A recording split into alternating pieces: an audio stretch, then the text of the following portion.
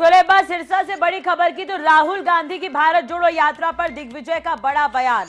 दूध दही का खाना इटली वाले को खाना चाहिए। दिग्विजय चौटाला ने बड़ा बयान दिया है और ये भी कहा कि पद यात्रा और सैर सपाटे का सभी को अधिकार है। 100 दिन हो गए हैं भारत जोड़ो यात्रा को। अब इसे लेकर सियासत भी हो रही है शुरुआत से, हालांकि इस पर बयानबाजी हो रही है। विपक्ष लगातार निशाना साधते हुए नजर आ रहे हैं। इसी बीच यहां पर राहुल गांधी को लेकर निशाना साधते हुए नजर आए दिग्विजय चौटाला। उन्होंने ये कहा कि पद यात्रा और सैर सपाटे का तो सभी को अधिकार है, दूध दही का खाना इटली वाले को खाना चाहिए। हरियाणा का उन्होंने जिक्र किया है कि हरियाणा प्रदेश में दूध दही खाया जाता है, तो वो ये कहते हुए नजर आ रहे हैं कि दूध दही का खाना जो है वो राहुल गांधी को खाना चाहिए। क्या लगता है कि अब हरियाणा में आ रहे हैं राहुल? बढ़िया, हरियाणा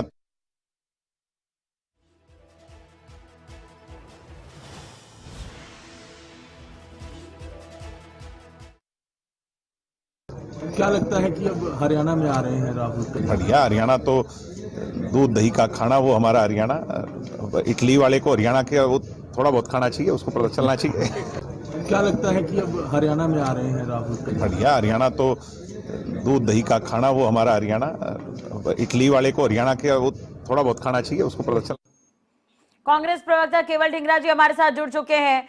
केवल जी, क्या कुछ कहेंगे दिग्विजय चौटाला के इस बयान पर, जहां पे वो इटली वाला कहते हुए नजर आ रहे हैं राहुल गांधी को, और दूध दही खाने की बात वो कहते हुए नजर आ रहे हैं?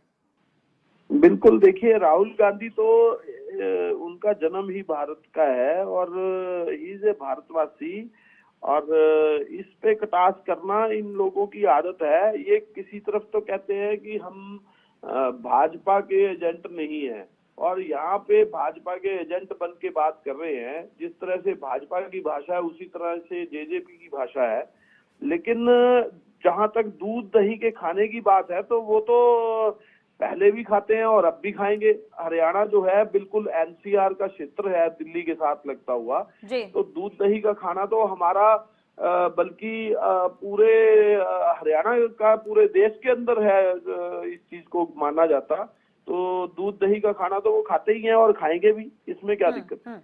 चलिए केवल जी, अब अगर हम बात करें भारत जोड़ो यात्रा की, तो हरियाणा में भी प्रवेश करेगी भारत जोड़ो यात्रा। 2 चरणों में भारत जोड़ो यात्रा हरियाणा में प्रवेश करने जा रही है। 9 मेवात में पहले पहुंचेगी। इस तरह से जो बयानबाजी हो रही है, जो सियासत यहाँ पर देखने को मिल रहा है, क्या उससे फर्क पड़ रहा है कांग्रेस पार्टी को कुछ? देखिए, सियासत करने वालों ने सियासत करनी है, लेकिन भारत जोड़ो यात्रा जो है वो भारत के लोगों को जोड़ने के लिए है।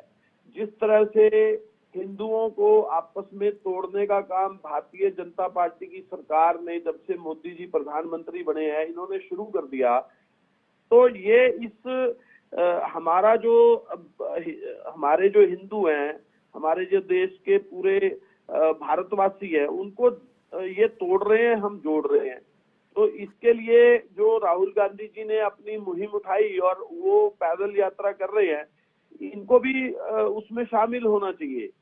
और हम तो न्योता देते हैं कि ये भी शामिल हो और भारत के जोड़ने का काम हर एक देशवासी को करना चाहिए, जो कि हम भी कर रहे हैं और इनको भी करना चाहिए। जी चलिए, बहुत बहुत शुक्रिया बातचीत करने के लिए। अब देखना होगा कि इस पर और भी क्या कुछ रिएक्शन मिलते हैं।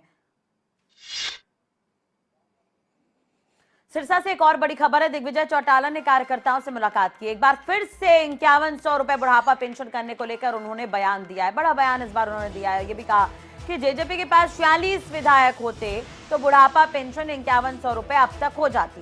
इससे पहले दिग्विजय चौटाला से जब पूछा गया था, उन्होंने कहा था कि ये कोई बहुत बड़ी बात नहीं है, पार्टी इस पर कभी भी एक्शन ले सकती है। उस समय उन्होंने डिप्टी सीएम का जिक्र किया था। अब एक बार वो फिर से इस पे लेकर बड़ा बयान देते हुए नजर आ रहे हैं। उसमें एक नई लाइन है, जेजेपी के पास अगर 46 विधायक होते तो बुढ़ापा पेंशन 5100 रुपए हो जाती। क्या ये संभव है? ये बड़ा सवाल है। 46 विधायक कहने से क्या कुछ तात्पर्य है, यहाँ पर दिग्विजय चौटाला का ये भी जानने वाली बात होगी। आपको बता दें कि पेंशन 5100 रुपए करने को लेकर लगातार मांग हो रही है, जिस पर दिग्विजय चौटाला ने ये रिएक्शन दिया है। दरअसल सिरसा पहुंचे थे दिग्विजय चौटाला और कार्यकर्ताओं से मुलाकात के दौरान उन्होंने ये बयान दिया है।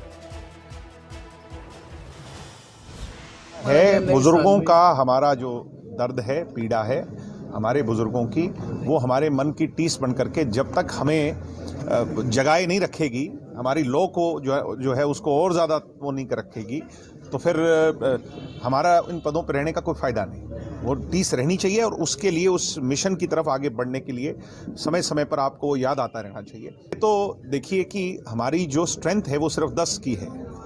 अगर ये 46 की होती तो कोई दिक्कत ही नहीं थी, हम स्वयं इसको कर देते पहले दिन ही।